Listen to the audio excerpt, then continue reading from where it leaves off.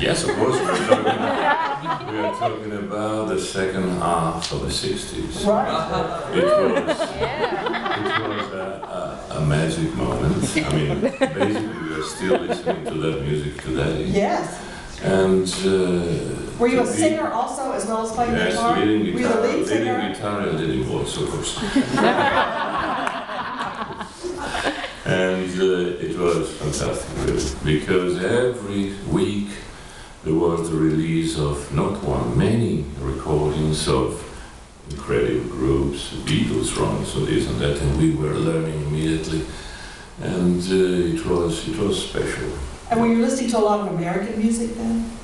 Well, at the time, most of it was coming from England, I must say, in that specific moment. But of course, many songs were American as well. Yeah. And were you hoping at that time to become a famous rock star?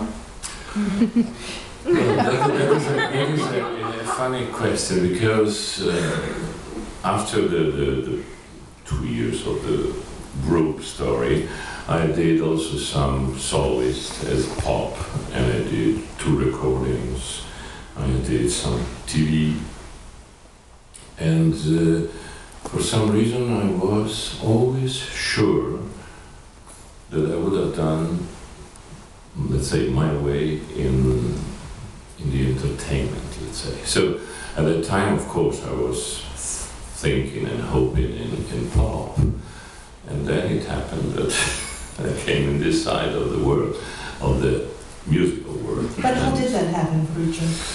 Well, because the pop, at that time we're talking about recordings, so the working with these recording companies was a bit tricky. They were cheating a lot, and I found out. And even at that time, there was a lot of drugs circulating in the ambience. There was the people that saying that pop wasn't exactly beautiful, and I never liked it. As being a country boy, you know, I felt always uncomfortable. And in the meantime, I was studying something completely different, because I was in what in Italy we call liceo classico, which is a fantastic humanistic school. So I was studying old Greek, Latin, philosophy, everything but music. And this school was amazing for the way I grew up mentally, let's say, because at that time I was wondering, why should I lose my time studying ancient Greek or Latin? It's just because it opens your brain in a sensational way, and then you can face whatever with a much better perspective. And I left. Was there someone in your youth, in your family, or in your school as you were growing up, who encouraged you in the singing of classical music? Well, yes, when I decided to stop with the pop music, a sister of my mother, who sang a bit opera, kept saying, why don't you try with opera, why don't you try with opera? And in that moment I was 22 and a half. Opera was light years away from my mind. I mean, I was focused in the pop, and I thought that pop was the only music that could interest me. But at a certain moment I was sorry, since I didn't want to continue with the pop, I was sorry not to do something with this natural gift. I think that when you are born with a natural gift, sooner or later you feel also the responsibility of it. So I decided, okay, let's give it a try. And my aunt sent me a recording of bass arias, she decided. And I learned the aria of Fiesco in Boccanegra, because it was the shortest, easiest, because it wasn't that high. And I learned it just in order to go and meet this famous vocal teacher that we had in those years in Italy, who was the teacher of Pavarotti,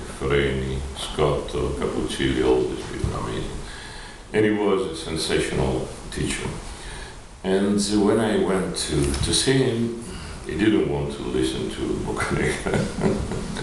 He just went on the piano. He was a fantastic pianist. No voice at all. Just a man of a sensational culture and a great pianist. And he just plays some scales and vocalizes. And so he said, no, you're a bass, you have to go study.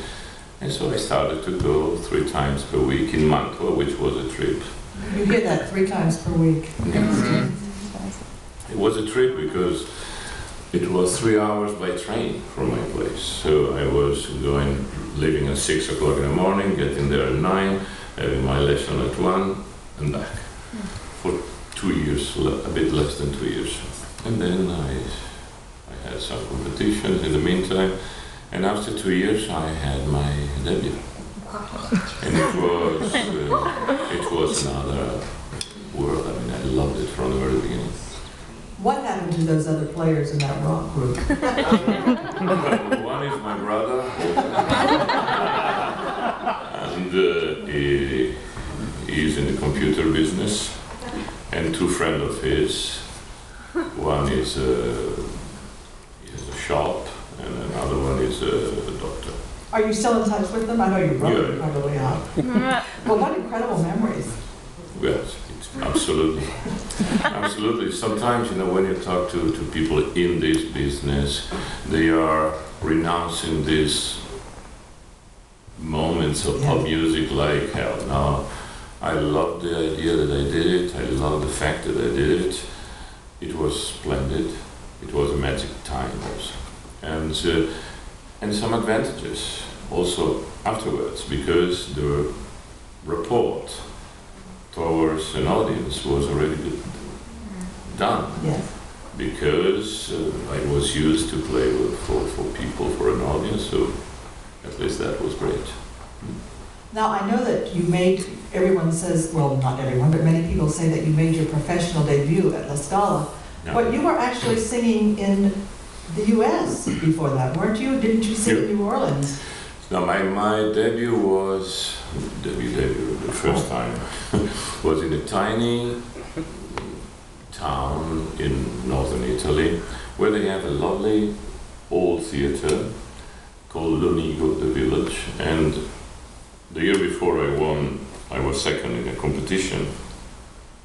And one of the prizes was a debut. So, with 3 days rehearsals, I sang my first opera. It was Parafucile. Wow. With a rather good cast, considering the tiny